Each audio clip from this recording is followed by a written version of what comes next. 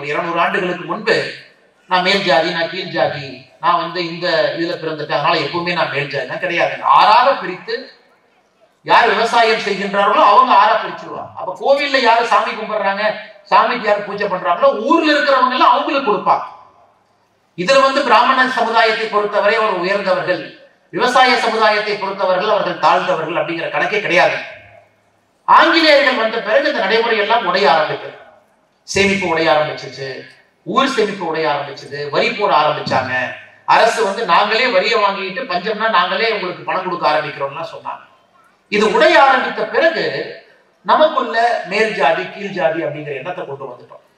இவங்க எல்லாம் மேல் ஜாதி, இவங்க எல்லாம் இங்க பிறந்திருக்கிறாங்க, மேல் ஜாதிக்கு யாரும் போக முடியாது, நாமெல்லாம் இங்க பிறந்திருக்கிறோம், நாமெல்லாம் கீழ் ஜாதி. இதை சில நண்பர்கள் சரியான முறையில பயன்படுத்தி மக்கள்கிட்ட பேசி பேசி பேசி நீ கோயிலுக்குள்ள போக முடியுமா, நீங்க போக முடியாது, உங்களை மற்றவங்க தொடுவாங்களா, தொட முடியாது, இந்த மாதிரி பல விஷயத்தை பேசி பேசி ஹிந்து தர்மமும் கூட காலம் காலத்திற்கு தன்னை புதுப்பித்துக் கொண்டே வந்திருக்கிறது.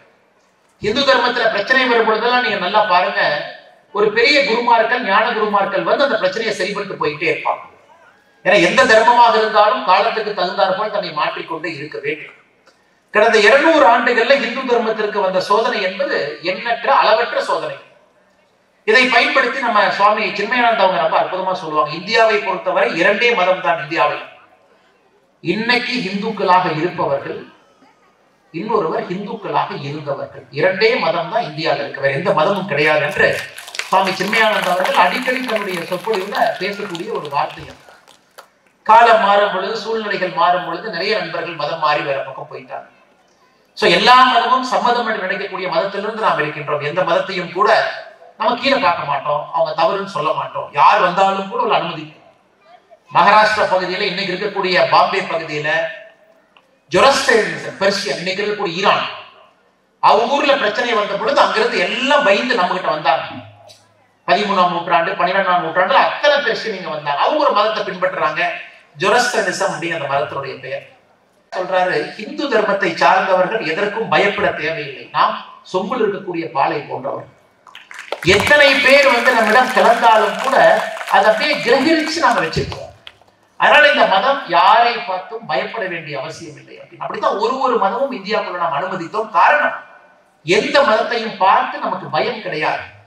ஏன்னா இந்த மதம், இது அடிப்படையில் நாம் மதம் என்கின்ற வார்த்தையை பயன்படுத்துறோம். இந்த முதல்ல மதம் என்கின்ற வார்த்தை என்ன, இந்து மதத்தை பொறுத்தவரை வாழ்வியல் முறை, இது ஒரு வாழ்க்கை முறை. சாமிக்கு கறி வைத்து விட்டு அதையே சாமிக்கு பிரசாதமாக வைத்து விட்டு கும்பிடலாம், இல்ல அந்த சாமிக்கு கறியே ஆகாது, சைவ சாமி அப்படின்னு கும்பிடலாம். சிறு தெய்வங்கள் பெரிய தெய்வங்களாகவும் கும்பிடலாம், பெரும் தெய்வங்களாகவும் கும்பிடலாம். இன்னைக்கு 51 கோயில பாத்தீங்கன்னா ஐயனார் சாமி இருக்கிறாங்க, கருப்பணசாமி இருக்கிறாங்க, சிறு தெய்வங்கள் கிராம தெய்வங்கள் இருக்கிறாங்க. அதே நேரத்தில் பெரும் தெய்வமாக இருக்கக்கூடிய பெருமாள் இருக்கிறாங்க, சிவன் இருக்கிறாங்க. அதனாலதான் அந்த இந்து மதத்தை பொறுத்தவரை வெளியிருந்து வந்தவர்களுக்கு யாருக்குமே புரியல, என்னன்னே தெரியல அவங்களுக்கு, எப்படி மக்கள் இப்படி வாழ முடியும். ஒரே ஒரு நாள் தான் இந்த கோயிலுக்கு வாங்க, மற்ற மதத்துல கட்டாயம் இருக்கு. கிறிஸ்தவ நண்பர்களா இருந்தா ஞாயிற்றுக்கிழமை சர்ச்சுக்கு போகணும். ஜூஸ் யூதர்களாக இருந்தீங்கன்னா 7வது நாள், அதாவது 7வது நாள் கட்டாயமாக நீங்க ஓய்வு எடுக்கணும். 6 நாள் மட்டும்தான் வேலை செய்யணும், 7வது நாள் கட்டாயமா ஓய்வு எடுக்கணும். இஸ்லாம் மதத்தில் இருந்தீங்கன்னா ஒரு நாட்களுக்கு எத்தனை முறை தொழுகை செய்ய வேண்டும், எப்படி செய்ய வேண்டும், எங்கே பார்த்து செய்ய வேண்டும், அவர்களுக்கு அந்த கட்டாயம் இருக்கு. ஆனா எந்த கட்டாயமும் இல்லை. இதை பார்த்துக்கிறதுக்கு ஆளும் கிடையாது, யாரும் ஃபைனும் போட மாட்டாங்க, கோயிலுக்கு வருவீங்களான்னு கேட்பதும் கிடையாது. கோயில்ல எல்லா சமுதாயத்தை சார்ந்தவர்களும் பூஜை பண்றாங்க. அப்ப இந்த மதம் என்ன அப்படிங்கிறது வெளியிருந்து வந்தவர்களுக்கு புரிவதற்கு ஒரு 100 ஆண்டுகள் ஆகிவிட்டது. 1600 700 காலகட்டத்தில் நிறைய சரித்திரத்தெல்லாம் படிச்சீங்கன்னா, அதனால இந்த மதத்திலிருந்து கொஞ்சம் பேர்த்த மதம் மாற்றுவதும் எளிதா போயிடுச்சு. காரணம், ரூல்ஸ் இல்ல, ரெகுலேஷன் இல்ல, ஆர்டர் இல்ல. சோ இந்த நேரத்துல சுவாமி சின்மயானந்தா போல அற்புதமான மனிதர்கள் இங்கே பூமியில அவதரித்து தன்னுடைய வாழ்க்கையெல்லாம் அர்ப்பணித்து ஒரு கீதையை மிக எளிமையாக நமக்கு சொல்லிக் கொடுப்பது. கடவுள்லாம் இல்லை, கீதை அடிப்படையில சமஸ்கிருதத்துல இருக்கு. நமக்கு சமஸ்கிருதத்துல ஒருத்தர் படிச்சு அதை ஒருத்தர் சொல்லி அதை தமிழ்ல மொழியாக்கம் செய்து அதை படிக்கும் பொழுதே நமக்கு சில கருப்பொருள் காணாம போயிடும். இன்னைக்கு பாரத பிரதமர் நரேந்திர மோடி அவர்கள் கங்கை கொண்ட சோழபுரத்துக்கு வந்த பொழுது சின்மயா மிஷன் பார்த்தீங்கன்னா, கீதை முழு கீதையும், அதாவது 18 அத்தியாயங்கள், 400 வேர்ஸ். இன்னைக்கு நாம 15வது அத்தியாயத்துல 20 வேர்ஸ் நம்ம படிச்சோம் ஐயா, 20 பாதம் இருக்கு, 20 படிச்சோம். அதே போல முழு பகவத்கீதை பாத்தீங்கன்னா 18 அத்தியாயங்கள் இருக்கு, அதுல 400 பதங்கள் இருக்கு, 400 பதம் இருக்கு. அதை 18 அத்தியாயத்தையும் தமிழ்ல மொழிபெயர்த்து, சமஸ்கிருதத்தை தமிழ்ல மொழிபெயர்த்து அது இளையராஜா ஐயா கிட்ட போய் இசையமைச்சு கங்கை கொண்ட சோழபுர மேடையில பாரத பிரதமர் நரேந்திர மோடி அவர்கள் கீதைய தமிழ்ல சின்மயா மிஷன் அவர்கள் கொடுத்தத பிரதமர் அவர்கள் இப்பதான் வெளியிட்டு போனாங்க. நம்ம குழந்தைகள் கீதைய தமிழ்ல கேட்கணும். அதே ஸ்லோகம் தமிழ்ல இருக்கு. அதுக்கு ஒரு வலிமை இருக்கு, அதுக்கு ஒரு மந்திர சக்தி இருக்கு. நமக்கு ஒரு மொழி தெரியவில்லை என்றாலும் கூட அதை படிக்கிறோம், கேட்கிறோம், அதுல ஆனந்தம் அடைகின்றோம். ஆனால் நம்முடைய தாய்மொழியில கீதையை படிக்கும் பொழுது, அதே ஸ்லோகத்தை படிக்கும் பொழுது, அதே மந்திர சக்தியோடு படிக்கும் பொழுது எப்படி இருக்கும் என்று பாருங்கள். அதனால் குறிப்பாக நீங்க தாய்மார்கள் இருக்கிறீங்க, உங்க குழந்தைகளுக்கு நீங்க சின்மயா மிஷன் அவர்கள் தமிழ்ல வெளியிட்டிருக்கக்கூடிய பகவத்கீதைய ஆடியோ வடிவில் இருக்கு, அதை நீங்க போட்டு காட்டணும். முழுவதும் எல்லா சாப்டரும் பண்ணியிருக்கிறாங்க. இசை மேதை இளையராஜா ஐயா இசையமைச்சிருக்கிறாங்க. ஏன்னா இன்னும் எளிதாக்குகின்றோம், இன்னும் பக்கத்துல போய் கொடுக்கும். அதே போல இந்து மதத்தை பொறுத்தவரை அடுத்து நமக்கு தெரியுங்க, மக்கள்கிட்ட பேச வேண்டிய கட்டாயம் மதகுருமார்களுக்கு இருக்கு. நம்ம மதத்தை சார்ந்தவர்கள், பெரியவர்கள், ஆன்மீக தொண்டு செய்பவர்கள், சன்னியாசிகள், இவங்க நிறைய பேசி பேசி கிராமத்துக்கு போனா மட்டும்தான் இந்த மதத்தினுடைய வளர்ச்சி, இந்த மதத்தை சார்ந்திருப்பவர்களுக்கு உண்மையான புரிதல் அது எல்லாம் கிடைக்கும். கீதை ரொம்ப பவர்ஃபுல். பகவத்கீதை ரொம்ப பவர்ஃபுல்.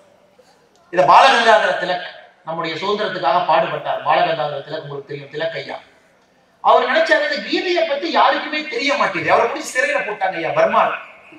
1907 இருந்து 1913 வரை மாண்டலி பர்மால 8 வருஷம் சிறையில் இருந்தார். அவர் சிறையில 8 ஆண்டுகள் உட்கார்ந்து எழுதின ஒரே புக்கு பாலகங்காதர திலக் அவர்கள் கீதை ரகசியம் என்கின்ற புக் எழுதினார். கீதையில் இருக்கக்கூடிய ரகசியம் என்ன?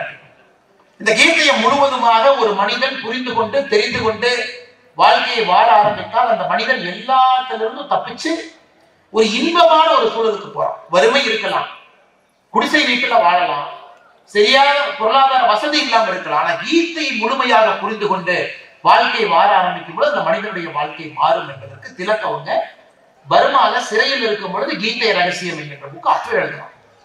மகாத்மா காந்தி அவர்கள், அவர் கீதையை ரொம்ப பிடிக்குங்க, நிறைய படிச்சுட்டு 40 ஆண்டுகள் கழிச்சு காந்தி சொல்றாரு.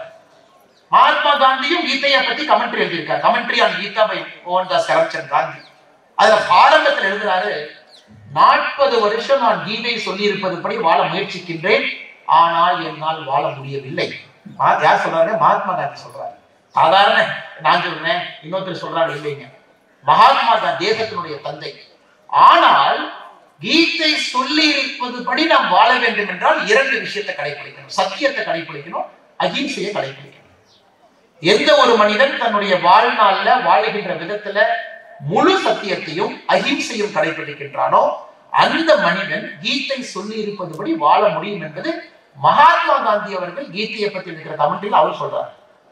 சுவாமி விவேகானந்தா, பெரிய மனிதர்கள் பாருங்க, எல்லோருமே கீதையை படிச்சுட்டு எல்லாரும் கமெண்ட்ரி எழுதிருக்கிறாங்க. சுவாமி விவேகானந்தா அவர்கள் அவரும் கீதையை படிச்சுட்டு கமெண்ட்ரி எழுதுறாரு. அவருக்கு ரொம்ப பிடிச்சது என்னன்னாங்க, பற்று இல்லாம ஒரு வேலையை செய்யறது.